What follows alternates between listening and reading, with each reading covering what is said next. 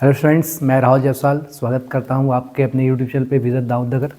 बहुत important concept हम लोग सीखने जा रहे हैं। जैसा कि आप देख रहे हो, आपके बोर्ड पे लिखा हुआ है पासा डाइस। इसके बारे में आपको बता दूं कि हर कॉम्पिटिटिव एग्ज़ाम में आजकल का ट्रेंड बना हुआ है कि आपके एग्ज़ाम में डाइस के क्वेश्चन आ रहे हैं। और आज जो हम लोग सीखने जा रहे हैं ये आपको बहुत सपोर्ट करेगा आपके एग्जामिनेशन में। अगर आपने शुरू से लेकर अंत तक सारा मेरा वीडियो देख लिया तो ये आपको बहुत हेल्प करेगा। आपको कहीं दोबारा जाना नहीं पड़ेगा। इस सारे वीडियो को आप देखिए। हम लोग क्या करेंगे, ग्रुप डी से लेकर के IAS तक के एग्ज़ाम के जितने भी क्वेश्चन आए हैं उनके बारे में हम बात करेंगे, उसके क्वेश्चन को देखेंगे, प्रीवियस पेपर देखेंगे।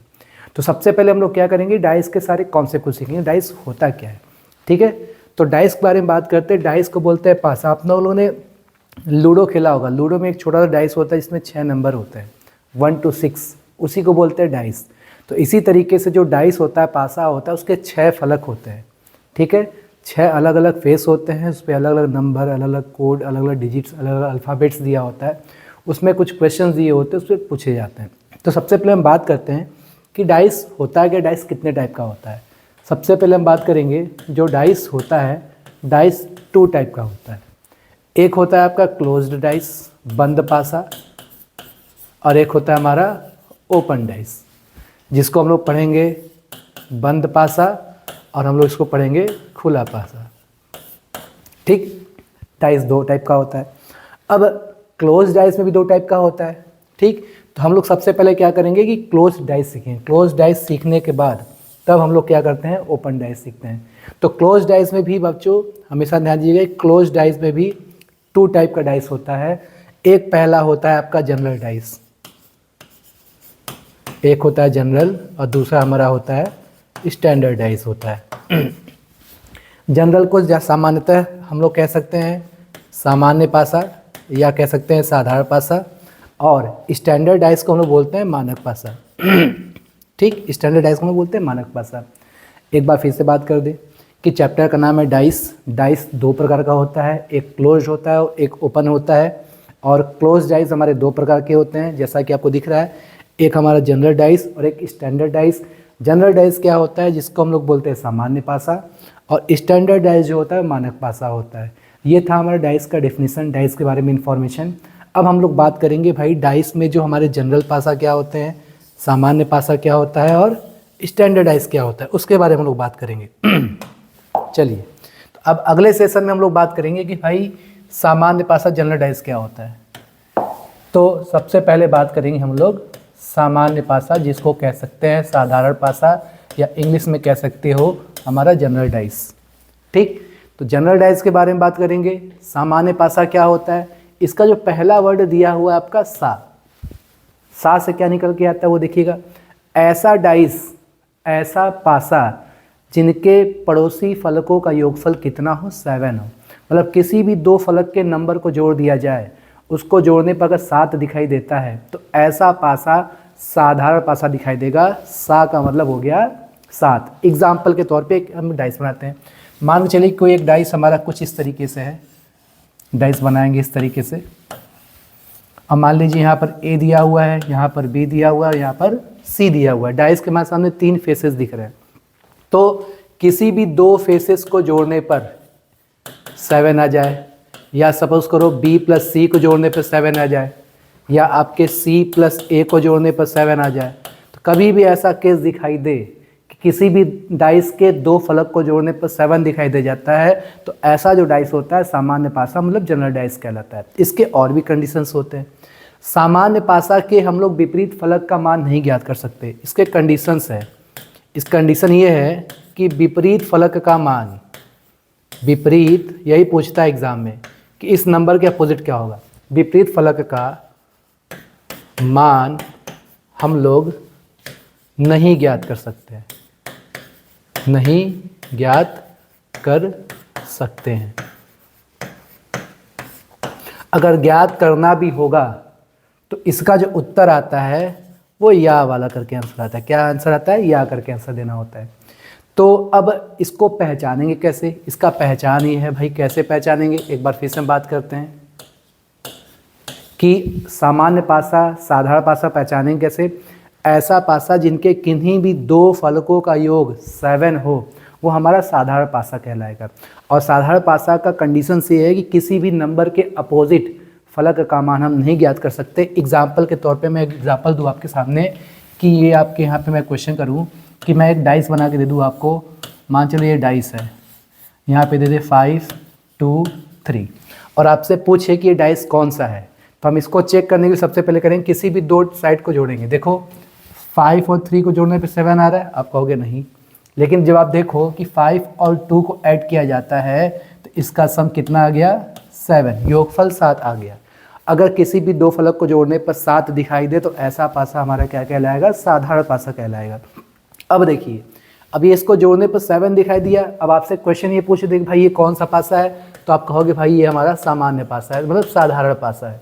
अब आपसे पूछ दे कि इस डाइस में 3 के अपोजिट कौन सा नंबर होगा, मतलब 3 के उस पार कौन सा नंबर होगा, तो इसका उत्तर आप नहीं कह सकते भाई कौन सा होगा, लेकिन हाँ इसका उत्तर आइदर और में आता है। जैसा कि आप जानते हो कि डाइस में हमारे कितने फलक होते हैं, 6 फलक होते हैं और 6 में से 3 बंदा आपके सामने दिया होता है, जो 3 बंदे गायब होते हैं, जो 3 बंदे इनविजिबल होते हैं, जो 3 बंदे नहीं दिखाई देते हैं वो हमारे उसके सामने होते हैं। जैसे अब आपके सामने देखो कि इस डाइस में 2 है, 5 है, 3 है। आप पढ़े होंगे कि भाई पासा में टोटल 6 अंक होते हैं, 2 3 5 दिखाई दे रहा है, जो नंबर नहीं दिखाई दे रहा होगा वो हमारे 3 के अपोजिट हो जाएगा। तो आप देखोगे भाई कह रहा है भाई इसमें 1 नहीं है, कहीं 4 नहीं है, 6 नहीं है, तो इसका उत्तर कैसे दोगे, कहते भाई हो सकता है उसके पीछे 1 हो या उसके पीछे 4 हो या उसके पीछे क्या हो 6 हो। तो कभी भी साधारण पासा के किसी भी नंबर के अपोजिट नंबर पूछे तो उसका आंसर हमेशा आप आइदर और मतलब या में आंसर दीजिएगा। जैसे इस क्वेश्चन में मैंने बात किया कि भाई पहले हम पहचानेंगे कौन सा डाइस है, मैंने देखा कि 5 और 2 को जोड़ने पे क्या आ गया 7 आ गया, तो ये हमारा साधारण पासा है। अब आपसे पूछा कि 3 के अपोजिट क्या होगा, तो आप देखिए 3 के अपोजिट पता लगाने के लिए मैंने बताया, इसका रूल क्या बताया कि भाई रूल ये है कि जो नंबर इनविजिबल होता है वही हमारा क्या हो जाता है, उसके सामने हो जाता है। तो आपने देखा कि 2 3 5 दिख रहा है तो हमें 1 नहीं दिख रहा है, 4 नहीं दिख रहा है और हमारा क्या नहीं दिख रहा है 6 नहीं दिख रहा है। इसका मतलब ये हो गया कि आपके साधारण पासा में जो बोर्ड पे लिखा हुआ है यही आपका नियम है। कभी भी सिंगल डाइस दिया हो तो एग्ज़ाम में पूछता है कि भाई इसको देख करके बताइए कि कौन सा डाइस है, तो आप देख के बता सकते हो ये साधारण पासा है। साधारण पासा में किसी भी नंबर का अपोजिट पूछेगा तो आप इसका उत्तर नहीं दे सकते, लेकिन हाँ ऑप्शन में या करके उत्तर दिया हो तो आप दे सकते हो। तो ये आपका था सामान्य पासा का नियम। ठीक, चलिए तो अब हम लोग अगले कॉन्सेप्ट में पढ़ेंगे। हमारा अगला जो रूल होगा वो मानक पासा होगा। फिर हम लोग डिस्कस करेंगे कि मानक पासा और साधारण पासा में डिफरेंस क्या होता है। हमारा जो डाइस है अगला जिसको हम लोग पढ़ेंगे मानक पासा, जिसको हम लोग बोलते हैं स्टैंडर्ड डाइस, इंग्लिश में क्या बोलते हैं स्टैंडर्ड डाइस। मानक पासा का कंडीशन क्या होता है, कंडीशन ये कहता है कि किसी भी दो फलक को जोड़ने पर ध्यान देना 7 नहीं आना चाहिए। साधारण पासा मानक पासा में ही डिफरेंट होता है कि साधारण पासा में किसी भी दो फलक को जोड़ने पर 7 आएगा, मानक पासा में किसी भी दो फलक को जोड़ने पर 7 हमारा नहीं आना चाहिए। इसी तरीके C + A अगर हम लोग जोड़ें तो ये भी हमारा 7, किसी भी तरीके से किसी भी दो नंबर्स को जोड़ने पर 7 नहीं आना चाहिए। अब इसका हम लोग एक फिगर ड्रॉ करते हैं एग्जाम्पल के तौर पे कि भाई ये आपका एक पासा है जिसका नाम A दे दिया, ये B दे दिया, ये C दे दिया, हमेशा 3 फलक आपको दिखाई देगा। तो साधारण पासा में आपने सीखा कि जोड़ने पर 7 आना चाहिए, मानक पासा में 7 नहीं आना चाहिए। और मानक पासा में एक कंडीशन और आपको याद करना है, जैसा कि आपने साधारण पासा में सीखा था। मानक पासा में क्या होता है कि विपरीत फलक का योगफल, विपरीत फलक का योगफल 7 होता है। विपरीत फलक का योगफल क्या होगा 7 होता है। तो हम लोग क्या कर सकते हैं कि भाई मानक पासा में किसी भी पासा का अपोजिट फलक का मान निकालना हो तो हम क्या करेंगे 7 से घटा देंगे। जैसे आपसे पूछ दे कि बताइए A के विपरीत क्या होगा, जैसे ऊपर वाले क्वेश्चन में आपसे पूछ दे कि A के विपरीत क्या होगा, तो आपको क्या करना है इस A को 7 में से क्या कर देना है घटा देना है। किसी भी नंबर के अपोजिट पूछे कि इस पासा में इसके नंबर के अपोजिट क्या होगा तो उस नंबर को आपको 7 से क्या कर देना है सब्ट्रैक्ट कर देना है। अब मैं एग्जांपल देता हूँ, एग्जांपल की बात मैं यहाँ करूँगा। जैसे आप देखिए मैंने एक डाइस बनाया, यहाँ दे दिया 2, यहाँ दे दिया 4 और यहाँ दे दिया आपका 6। तो आप देखो, सबसे पहले चेक करो कि क्या ये डाइस हमारा जनरल डाइस है, सामान्य पासा है कि मानक पासा है। तो हम देख रहे हैं कि किसी भी नंबर को जोड़ने पर 7 नहीं आ रहा है। इसका मतलब ये जो पासा है ये हमारा कौन सा पासा है, मानक पासा है। अब आपसे पूछे कि बताइए 2 के अपोजिट क्या होगा, तो 2 के अपोजिट पूछ दे या 4 के अपोजिट पूछ दे या आपसे 6 के अपोजिट पूछ दे। मानक पासा में किसी भी नंबर के अपोजिट अगर आपसे पूछता है तो आपको बस एक काम करना है, 7 में से सब्ट्रैक्ट कर देना है। इट मीन्स अगर आपको पता लगाना है कि 2 के अपोजिट क्या होगा तो 7 में से 2 घटाओगे कितना आएगा, 5 आएगा। इसी तरीके से हमको पता लगाना है कि 4 के सामने क्या होगा, तो 7 से 4 घटाए कितना आ गया हमारा, 3 आ गया। इसी तरीके से हमको पता लगाना है कि भाई 6 के अपोजिट क्या होगा, तो इस 6 को हम लोग 7 से घटा दिए, कितना आ गया, 1 आ गया। बहुत ईजी रूल है, ठीक है। तो अभी तक हम लोगों ने क्या सीखा, पासा के बारे में सीखा। एक बार हम लोग फिर से रिवीजन कर लेते हैं जैसा कि आपको रिकॉल हो जाए। हमने अभी 3 बातें सीखा, ठीक है। चलिए एक बार फिर से रिवाइज कर लिया जाए। जैसा कि आपने सीखा, डाइस में टोटल 6 फलक होते हैं, ठीक है। और डाइस कितने टाइप का होता है, 2 टाइप का होता है, एक ओपन और एक क्लोज, एक खुला और एक बंद। और क्लोज डाइस सबसे पहले सीखेंगे, क्योंकि अगर आपको क्लोज डाइस नहीं आएगा तो आपको ओपन डाइस नहीं आएगा, क्योंकि ओपन डाइस में क्लोज डाइस के सारे डेटा यूज किया जाता है। तो हम लोग बात करेंगे भाई क्लोज डाइस कितने टाइप का होता है, मतलब बंद पासा कितने प्रकार का होता है, 2 प्रकार का होता है। आप कहोगे पहला पासा सामान्य पासा, दूसरा पासा मानक पासा। फिर हम लोगों ने अगले क्या कॉन्सेप्ट में सीखा कि भाई सामान्य पासा क्या होता है। सामान्य पासा में हमने ये सीखा कि किसी भी 2 फलक को जोड़ने पर अगर 7 आता है तो मानक पासा, साधारण पासा हो जाएगा। और मानक पासा में किसी भी 2 फलक को जोड़ने पर 7 अगर आता है अगल बगल तो आपका क्या हो जाएगा, मानक पासा हो जाएगा। सॉरी, मानक पासा में 7 नहीं आना चाहिए, साधारण पासा में आपका 7 आना चाहिए। और हमने ये बताया कि साधारण पासा में विपरीत फलक का मान हम लोग नहीं ज्ञात कर सकते, उसका आंसर हमेशा आइदर और में देते हैं, ठीक। अगले कॉन्सेप्ट में सीखा मानक पासा, किसी भी पड़ोसी फलक को जोड़ने पर 7 नहीं आना चाहिए। तो देखो किसी को भी जोड़ने पर देखो 4, 2, 6 को किसी भी 2 लोग को जोड़ोगे आपका 7 नहीं आएगा। अगर ऐसा पासा है तो ऐसे पासा को हम लोग बोलेंगे मानक पासा। और मानक पासा का शर्त ये है कि विपरीत फलकों का योगफल 7 होता है। जैसा पूछा गया कि भाई 4 के अपोजिट क्या होगा, इस 4 को आप 7 से घटा दिए, आपका आंसर आ गया 3। तो उम्मीद करते हैं कि ये कॉन्सेप्ट आपको समझ में आया होगा।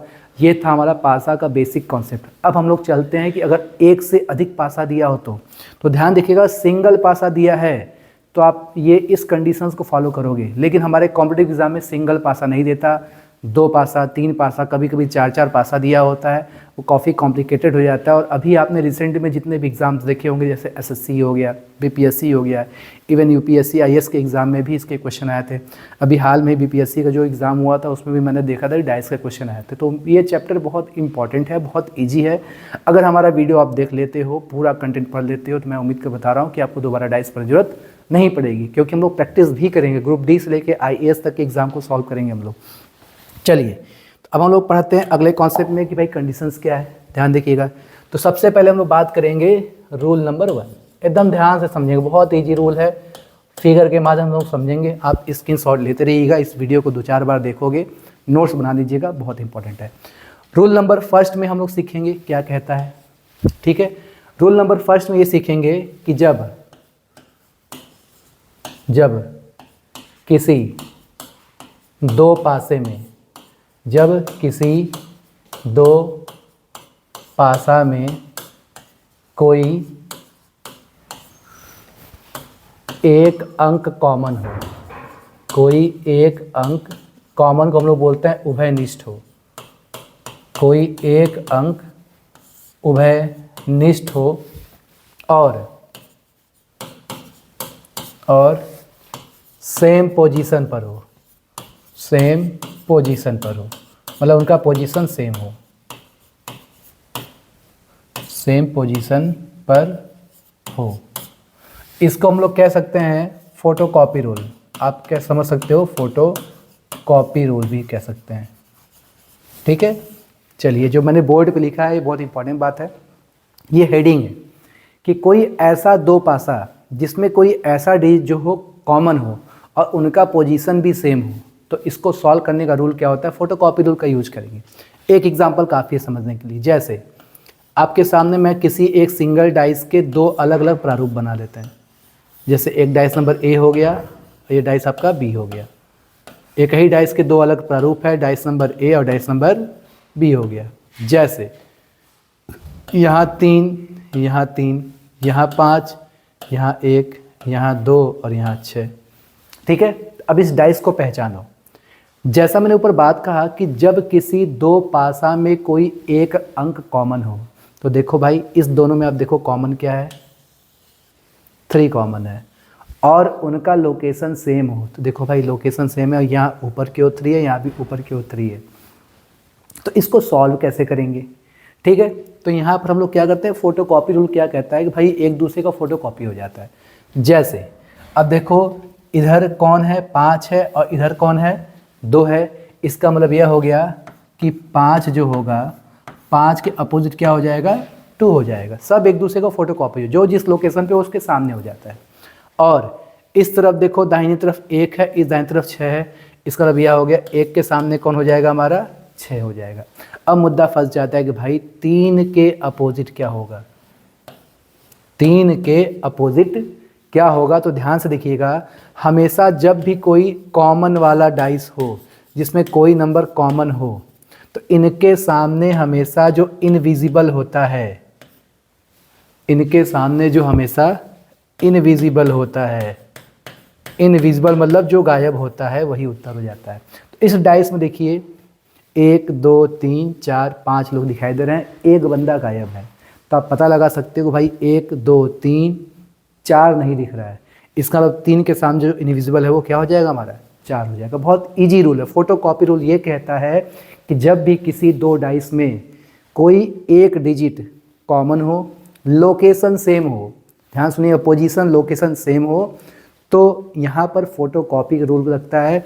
देखो 3 के इस तरफ 5 है तो 3 की तरफ 2 हो गया, 3 के इस तरफ 1 है तो इस तरफ 1 हो गया, मतलब 5 के सामने 2, 1 के सामने 6 हो गया। और जो कॉमन होता है उसके सामने इनविजिबल होता है। तो भाई इस पूरे डाइस में 5 बंदे दिख रहे हैं, एक बंदा नहीं दिख रहा है, वो जो है 4। इसका मतलब 3 के सामने क्या हो जाएगा, 4 हो जाएगा।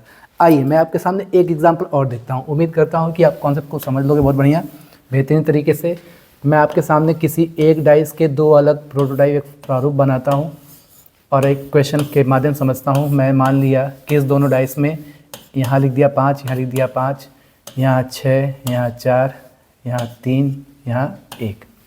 ठीक है, अभी इस डाइस में पूछे कि भाई कौन किसके सामने, तो मैं बात करूं कि जैसे अब देखो इस दोनों में कॉमन कौन है, 5 कॉमन है। तो देखो सबसे ऊपर कौन है, 6, तो 6 के सामने ऊपर कौन है, 4 हो जाएगा। 5 के पड़ोस में इधर 3 है तो 5 के पड़ोस में इधर 1 है। फोटोकॉपी रूल, ऊपर 6 तो ऊपर 4, बगल में 3 तो बगल में 1।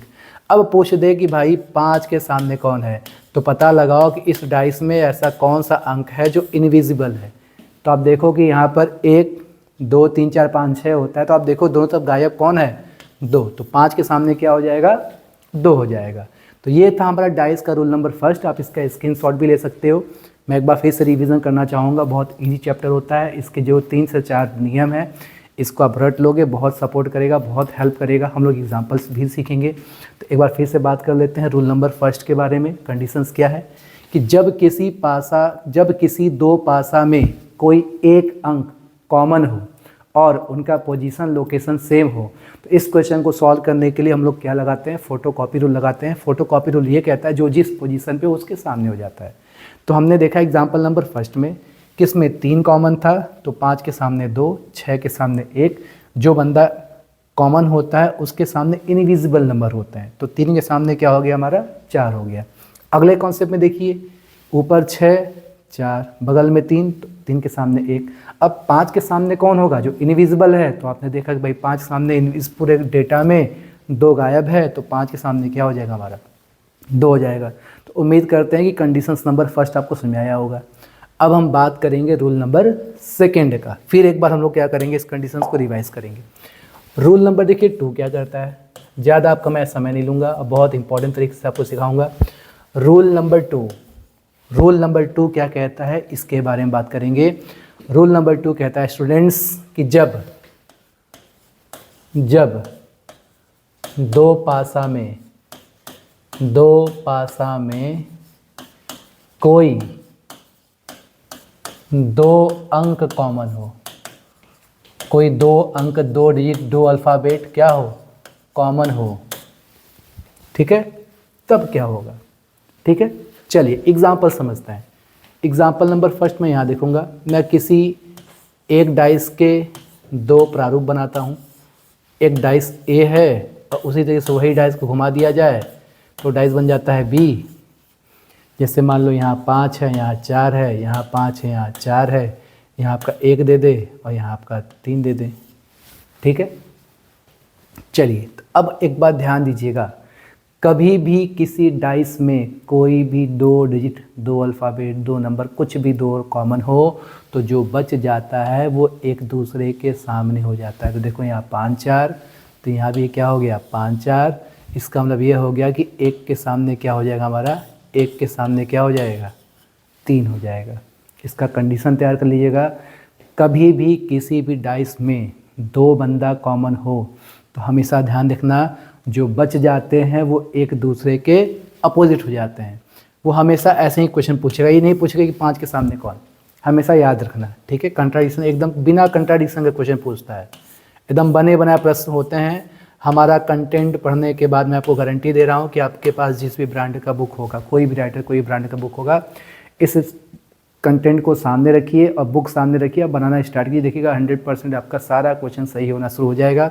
इसी तरीके से मैं एग्जांपल लेता हूँ कि मान लो यहाँ पर P है, यहाँ पर Q है, यहाँ पर R है, यहाँ पर R है, यहाँ पर Q है, सॉरी P है, यहाँ पर Q है, यहाँ पर M दे दिया। ठीक, तो आप देखिए कि भाई इस दोनों में क्या कॉमन है, PQ, इस दोनों में क्या कॉमन है, PQ। लोकेशन से फ़र्क नहीं पड़ता, बस 2 बंदे कॉमन हो चाहिए। तो आप कह सकते हो कि R के सामने क्या हो जाएगा, M हो जाएगा। बहुत इजी कंटेंट है। तो रूल नंबर फर्स्ट हमने सीखा था, जब भी एक बंदा कॉमन हो लोकेशन सेम हो। रूल नंबर 2 में क्या हो गया, जब भी किसी 2 भाषा में 2 बंदे कॉमन हो लोकेशन कुछ भी हो उससे फ़र्क नहीं पड़ता, अगर कभी भी 2 बंदा कॉमन हो तो जो तीसरा बच गया वो आपका एक दूसरे के अपोजिट हो जाएगा। इसमें मैंने आपके सामने 2 एग्जाम्पल छोटे छोटे रखे हैं। एग्जाम्पल नंबर फर्स्ट देखो, दोनों में 5 4 कॉमन है, 3 बच गया, 3 के सामने 1। यहाँ पर PQ कॉमन है, R बच गया, R के सामने M हो गया। ठीक है, उम्मीद करते हैं कॉन्सेप्ट समझ में आया होगा। अब हम लोग चलेंगे रूल नंबर 3 में। बहुत सिंपल कॉन्सेप्ट है, बहुत इंपॉर्टेंट है, नोट्स बनाते चलिएगा। एक बार पढ़ लेंगे अच्छे से तो आपको दोबारा ये मेहनत करने की जरूरत नहीं पड़ेगा। रूल नंबर 3 कहता है कि कोई एक अंक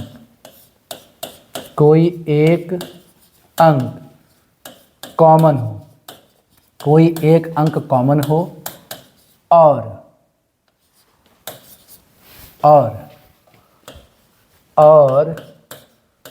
पोजीशन डिफरेंट हो।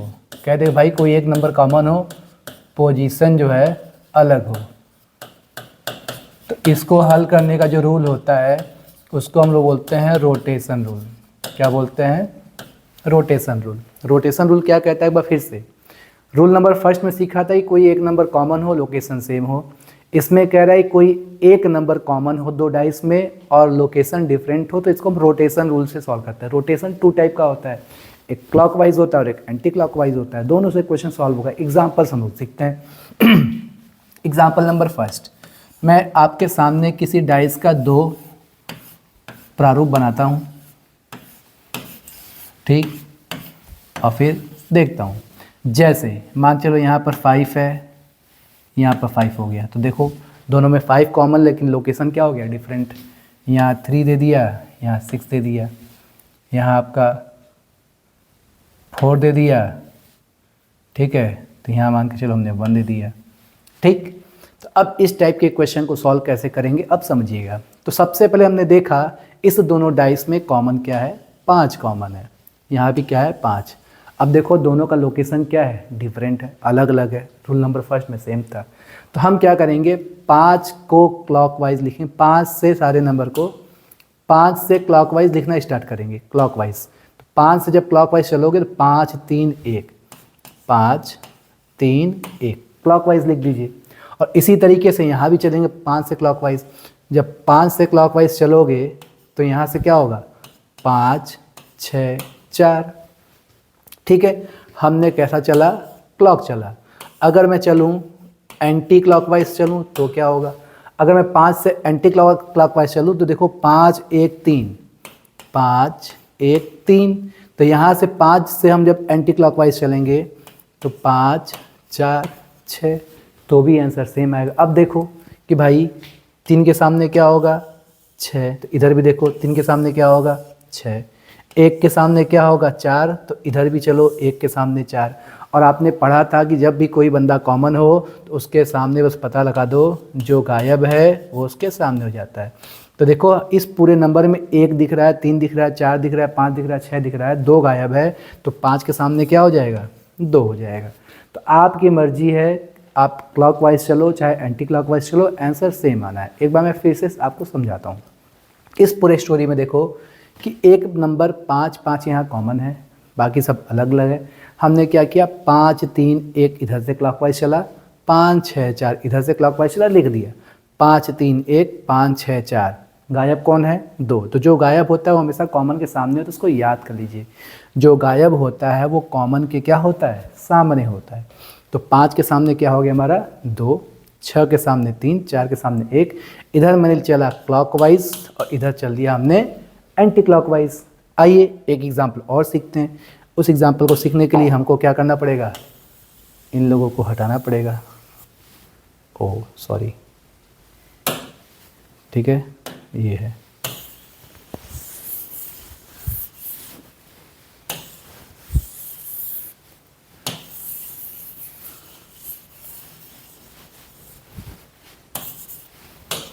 चलिए स्टार्ट।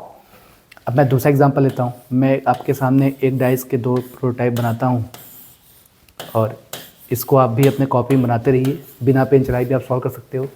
जैसे मैंने यहाँ एक नंबर दे दिया 3 और यहाँ मैंने दे दिया 3, यहाँ 6, यहाँ 5, यहाँ 1 और यहाँ 2। तो आप देखिए सबसे पहले इस पूरे दोनों डाइस में कॉमन क्या है, यहाँ 3 है, यहाँ 3 है, लोकेशन डिफरेंट है, तो हम 3 से लेके क्लॉकवाइज चल देंगे। तो 3 5 1, यहाँ चलेंगे क्लॉकवाइज, 3 2 6। तो आप देखो इस पूरे स्टोरी में आप देखिए कि भाई 5 के सामने 2 हो गया, 6 के सामने 1 हो गया। अब देखो भाई गायब कौन है, 1 दिख रहा है, 2 दिख रहा है, 3 दिख रहा है, 4 गायब है। तो 3 के सामने क्या हो जाएगा हमारा 4 हो जाएगा। तो हमने चला क्लॉकवाइज, आइए हम एंटी क्लॉकवाइज चल के देखते हैं। जब एंटी क्लॉकवाइज चलेंगे तो ऐसे चलेंगे, तो 3 1 5, 3 1 5, इधर से चलो उल्टा, तो 3 6 2। तो देखो भाई 5 के सामने 2, 6 के सामने 1, जो गायब है 3 के सामने हो गया 4। ठीक है, तो उम्मीद करते हैं कि रूल नंबर 3 भी समझ में आया होगा। ठीक है, तो हमने रूल नंबर फर्स्ट में क्या सीखा था, एक बार रिकॉल कर लेते हैं। रूल नंबर फर्स्ट में हमने सीखा था एक बंदा कॉमन हो, लोकेशन सेम हो, फोटोकॉपी। रूल नंबर 2 में हमने क्या सीखा, 2 बंदे कॉमन हो, जो बच गया एक दूसरे के सामने हो जाता है। रूल नंबर 3 में हमने सीखा कि कोई एक अंक कॉमन हो, लोकेशन आपका डिफरेंट हो, तो हम क्लॉकवाइज या एंटी क्लॉकवाइज लगा सकते हैं। तो बार बार इस वीडियो को देख सकते हो, आप स्क्रीनशॉट भी ले सकते हो, बहुत ईजी है, बस आपको अपने दिमाग में रिमेंबर करना है। चलिए, तो अब हम लोग क्या करेंगे, सबसे आखिरी रूल मतलब रूल नंबर 4। बहुत ईजी है। रूल नंबर 4 देखिए क्या सिखाता है आपको। अब इस पूरे स्टोरी में कोई भी बंदा कॉमन ना हो, मतलब कोई भी कॉमन ना हो, तब क्या करेंगे। अभी तो सब लोग कॉमन दिख रहे थे, जब कोई कॉमन ना हो तो इसका एक रूल होता है। रूल क्या होता है, अप के सामने अप,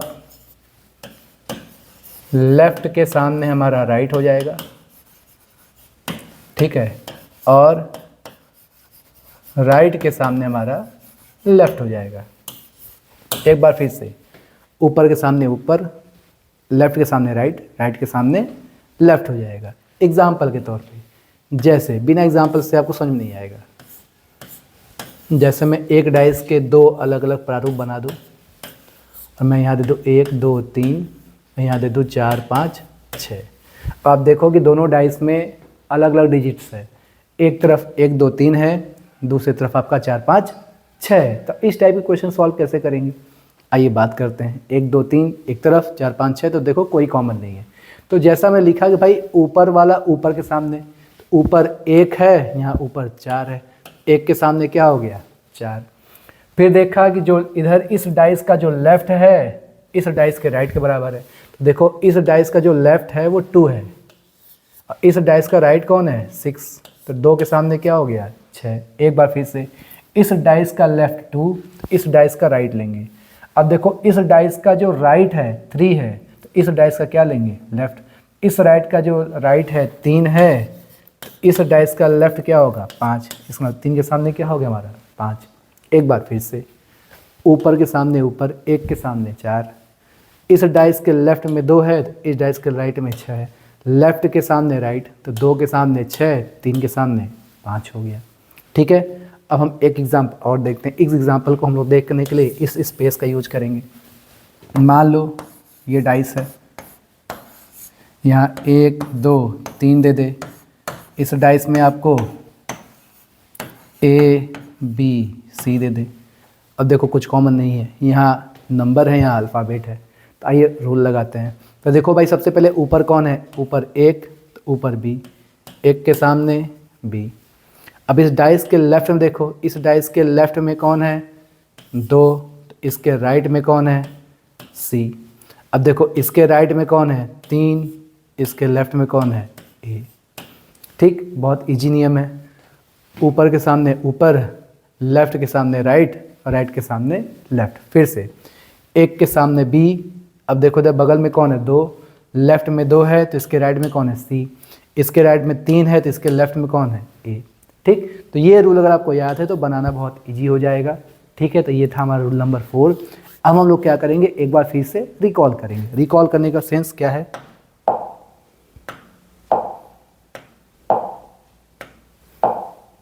चलिए रूल नंबर फर्स्ट क्या था, जब किसी दो पासा में कोई एक कॉमन हो तो रूल क्या है, फोटोकॉपी सेम पोजीशन हो। जैसा देखिए इस दोनों कहानी में कौन कॉमन है, 5 कॉमन है। तो देखिए फोटोकॉपी रूल कहता है कि भाई 6 के सामने 4, 3 के सामने 1, 5 के सामने क्या हो जाएगा, 2। ठीक, जो इनविजिबल होता है उसके सामने हो जाता है। ठीक है, फिर अगला रूल में सीखा था कि जब भी दो पासा में 2 बंदे कॉमन हो तो हमेशा ध्यान देना जो बच गया एक दूसरे के सामने हो जाता है। देखो 5 4 कॉमन है, तो 3 के सामने क्या हो गया, 1। इधर देखो PQ कॉमन है, तो M के सामने R हो गया। ठीक, रूल नंबर 3, जब भी कोई एक नंबर कॉमन हो, लोकेशन डिफरेंट हो, तो क्लॉकवाइज या एंटी क्लॉकवाइज लगा दो। तो देखो इस कहानी में 3 कॉमन था, 3 5 1 लिख दिया, 3 2 6 लिख दिया। और हमेशा आपने सीखा कि जो कॉमन होता है उसके सामने इनविजिबल होता है। फिर लास्ट कॉन्सेप्ट सीखा आपने रूल नंबर 4 कि जब कोई बंदा कॉमन ना हो तो ऊपर के सामने ऊपर, दाएं के सामने बाएं, बाएं के सामने दाएं। तो देखो भाई 1 के सामने 4, 2 के सामने 6, 3 के सामने 5 हो गया आंसर। अब हम लोग क्या करेंगे, अब इसी कॉन्सेप्ट का हम लोग क्या करेंगे, यूज करेंगे। ठीक है, चलिए हम लोग उसको सीखेंगे नेक्स्ट वीडियो में। Thank you.